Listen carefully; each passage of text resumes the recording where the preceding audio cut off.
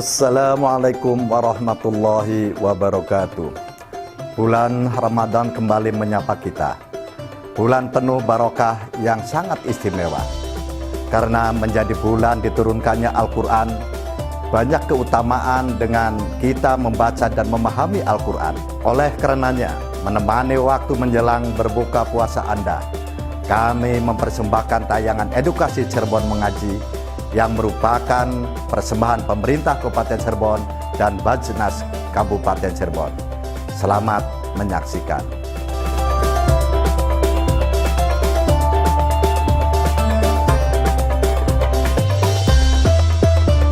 Acara ini dipersembahkan oleh Basnas Kabupaten Cirebon dan didukung oleh Assalamualaikum warahmatullahi wabarakatuh.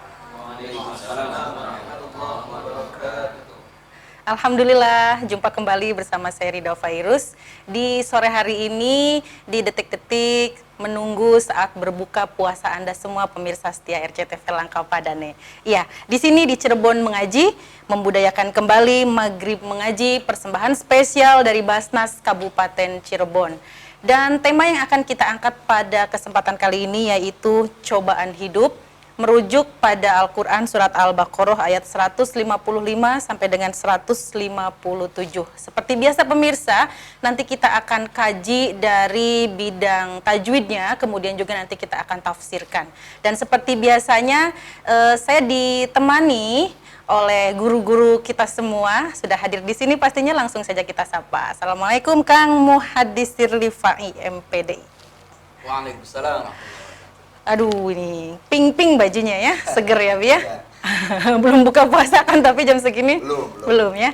Baik, terima kasih sudah hadir dan di ujung sana sudah ada Kang Haji Muhammad Sirojuddin. Assalamualaikum Kang Siroj. Waalaikumsalam warahmatullahi wabarakatuh. Alhamdulillah ketemu lagi panjang umur ya. Siap. Masih tetap puasa ya? Puasa. Puasa, baik. Dan juga kita ditemani oleh adik-adik kita yang cantik dan juga ganteng-ganteng. Alhamdulillah setia menemani kita semua. Dan langsung saja pemirsa, kita akan kupas tuntas, akan kita kaji Al-Baqarah, surat Al-Baqarah ayat 155 sampai dengan 157. Silakan Kang Hadis. Baik, terima kasih Mbak Rida. Langsung saja akan saya bacakan dan kemudian nanti diikuti oleh adik-adik semua. A'udzu billahi minasy syaithanir rajim. A'udzu billahi minasy syaithanir rajim. Bismillahirrahmanirrahim. Bismillahirrahmanirrahim. وَلَنَبْلُوَنَّكُمْ بِشَيْءٍ مِّنَ الْخَوْفِ وَالْجُوعِ وَنَقْصٍ مِّنَ الْأَمْوَالِ وَالْأَنفُسِ وَالثَّمَرَاتِ وَلَنَبْلُوَنَّكُمْ بِشَيْءٍ مِّنَ الْخَوْفِ وَالْجُوعِ وَنَقْصٍ مِّنَ الْأَمْوَالِ وَالْأَنفُسِ وَالثَّمَرَاتِ وَبَشِّرِ الصَّابِرِينَ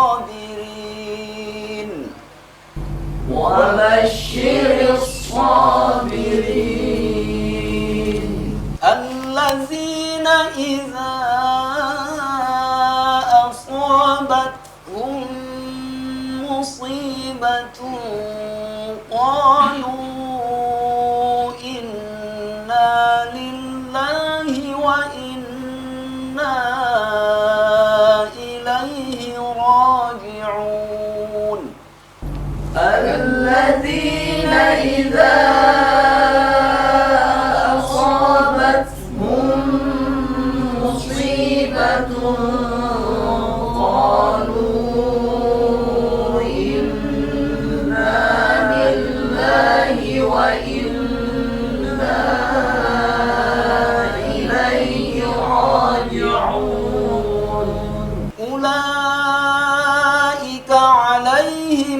صلوات من ربهم ورحمة أولئك عليهم صلوات من ربهم ورحمة وأولئك هم المهتدون وأولئك هم المهتدون صدق الله العظيم صدق الله العظيم. Ada beberapa huruf qalqalah, hukum qalqalah. Ba sukun di sini ada, kemudian qaf, ya, wa naqsin. Jadi ada pantulannya, ya, ada pantulannya. Bukan wa naqsin tapi wa naqo. Dan qalqalahnya ini qalqalah sughra. Begitu juga dengan walana beluanakum pada awal ayat. Kemudian di sini juga ada alif lam al-qamariyah. Ya, biasanya kita sebutnya al-qamariyah. Nah, hukumnya adalah izhar. Kemudian di sini juga ada idgham mimi atau mim sukun bertemu dengan mim. Ini disebut dengan idgham mimi. Selain itu ada juga izhar syafawi min rabbihim wa rahmah. Ketika mim ketemu dengan selain daripada huruf mim ataupun huruf ba. Dan beberapa hukum yang harus kita perhatikan, ya, bukan hanya hukum-hukum bacaannya saja, tetapi juga huruf per hurufnya itu harus kita perhatikan betul, ya. Di mana huruf ini menempati pada makhraj, ya, masing-masing daripada hurufnya itu. Begitu juga dengan sifat-sifat hurufnya. Contohnya seperti membedakan antara qaf dengan kaf, ya. Karena ini sama-sama berada pada pangkal tenggorokan, di pangkalnya, ya. Jadi kemudian kalau kita mengucapkan qaf, ya, kemudian kaf itu harus ada bedanya. Nah, untuk membedakan selain makhrajnya juga kita bedakan dari sifatnya. Identiknya kalau kaf itu dengan hams, ka, ki, ku. Jadi harus ada desisannya. Begitu juga dengan ta, harus ada desisannya. Kemudian untuk qaf sendiri itu berada pada pangkal, di pangkalnya. Jadi aqsal lisan.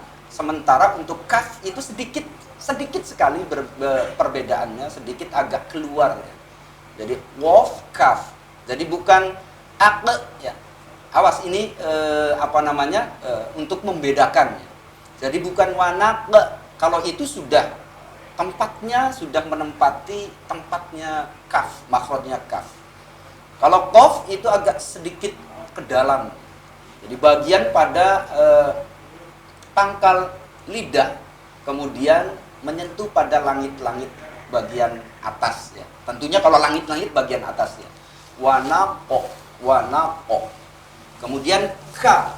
Jadi ak harus ada desisannya. Karena ini merupakan sifat yang tidak akan hilang, ya. Yang tidak akan hilang dari huruf tersebut, baik keadaan hidup ataupun dalam keadaan mati. Shad itu harus ada juga desisannya. Shad, zai, sin itu sama-sama memiliki sifat yang banyak sekali persamaannya. Jadi tidak boleh as. Itu sudah sin. Jadi jangan nyebrang, ya. Jangan nyebrang, jangan kemudian berubah satu huruf dengan huruf lainnya. Jadi betul-betul harus kita perhatikan. Bukan hanya dari sisi gunnahnya, bukan hanya dari sisi ikhfa'nya atau madnya, tetapi juga pengucapan huruf per hurufnya juga harus kita perhatikan. Karena beda huruf, beda makna. Baik, terima kasih Kang Hadis. Masya Allah dapat ilmu lagi nih tentang kolkolah ya pemirsa ya. Dan mudah-mudahan ini bisa menjadikan kita semua menjadi lebih baik lagi bacaan Qur'annya. Amin ya Rabbal Alamin. Dan kita akan tafsirkan, tapi kita break dulu sejenak pemirsa. Tetap di sini. Cirebon Mengaji membudayakan kembali, Maghrib Mengaji akan segera kembali. Persembahan spesial dari Basnas Kabupaten Cirebon. Acara ini dipersembahkan oleh Basnas Kabupaten Cirebon dan didukung oleh Acara ini dipersembahkan oleh Basnas Kabupaten Cirebon dan didukung oleh Baik, terima kasih pemirsa, Anda kembali di Cirebon Mengaji, membudayakan kembali Maghrib Mengaji. Persembahan spesial dari Basnas Kabupaten Cirebon.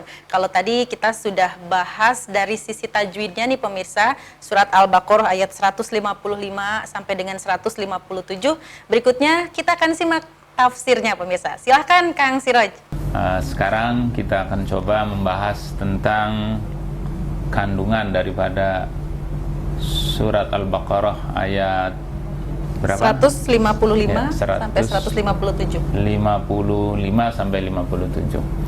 Dalam ayat tersebut bahwa Allah Subhanahu wa taala menjelaskan kita semua ini manusia pasti akan diuji. Nah, ini ya. Kita semua yang hidup di dunia ini pasti akan diuji. Nah, oleh karena itu kita tidak boleh kagetan dengan yang namanya ujian dan cobaan ya. Kenapa ya? Karena kita hidup di dunia ini dan dunia adalah tempatnya cobaan, tempatnya ujian. Dalam ayat lain disebutkan alladzi khalaqal mauta wal hayata liyabluwakum ayyukum ahsanu amala. Jadi kita diciptakan oleh Allah hidup di muka bumi ini untuk diuji, dicoba ya, agar bisa diketahui siapa yang terbaik di antara kita ya. Oleh karena itu kita semua tidak boleh kagetan dengan ujian atau cobaan. Itu sebuah keniscayaan kita hidup akan diuji, akan dicoba. Lah prinsip kita begini ya, wa kun ala alaihi syakura wa kun ala balaihi sabura. Saat kita mendapat nikmat dari Allah Subhanahu wa taala, syukuran. Yang banyak syukurannya. Saat kita diuji oleh Allah, sabar. Enak kalau begini. Tetapi ya itu, kita ini manusia ini susah ya. Lebih banyak mengeluhnya ya. Padahal antara nikmat dan ujian atau cobaan itu lebih banyak nikmatnya ya. Sekali dicoba saja sudah ngersula, ngelendeng, nggak habis-habis. Memang manusia itu diciptakan penuh dengan keluh kesah, penuh dengan ngersula. Innal insana khuliqa halu'a, idza masyahu syarru jazua, wa idza masyahul khairu manu'a. Manusia itu ya kalau diuji dengan dicoba dengan yang tidak enak, itu ngersula terus, ngelendang terus, nggak mari-mari ya. Tapi kalau diuji dengan yang baik-baik ya, sukses ya, berhasil, medit banget itu tidak syukuran. Nah ini kita nggak boleh begitu ya. Jadi kita hidup di dunia ini ya, jangan kagetan dengan namanya cobaan, ujian. Kita hidup di dunia ya. Dunia itu darul mihnah, tempatnya ujian dan cobaan. Jadi kalau siapapun yang tidak siap menerima cobaan ya jangan hidup di dunia ya. Jadi kita harus siap dengan cobaan seberat apapun. Karena hakikatnya cobaan dan ujian itu adalah dalam rangka ya mengetes kita, mencoba kita. Kuat tidak nih? Sebab kalau sudah kuat ya, maka itu akan ditingkatkan derajatnya oleh Allah Subhanahu wa taala. Contoh ya, kita sekolah ya dalam tingkatan apapun lah, SD, SMP, SMA ya, atau kuliah juga ada kan yang namanya ujian tuh. Ya, Ya ada. kan? Buat apa ujian itu? Ya, buat apa adanya ujian di sekolah itu? buat meningkatkan kan prestasi kita, meningkatkan jenjang kita ke jenjang yang lebih tinggi. Jadi siapapun yang menyadari ya hakikat dari ujian, tidak ada yang marah, tidak ada yang ngeresulah. Bahkan kalau tidak mendapat ujian, dia akan bertanya, bisa jadi protes dan marah. Ya, salah satu siswa nih sudah masuk sekolah 6 tahun SD, tiba-tiba dilarang ikut ujian, marah tidak? Marah, iya kan? Iya. Malah dia protes, bahkan orang tuanya datang, kenapa anak saya tidak diikutkan ujian? Loh, padahal ujian berat nggak tuh?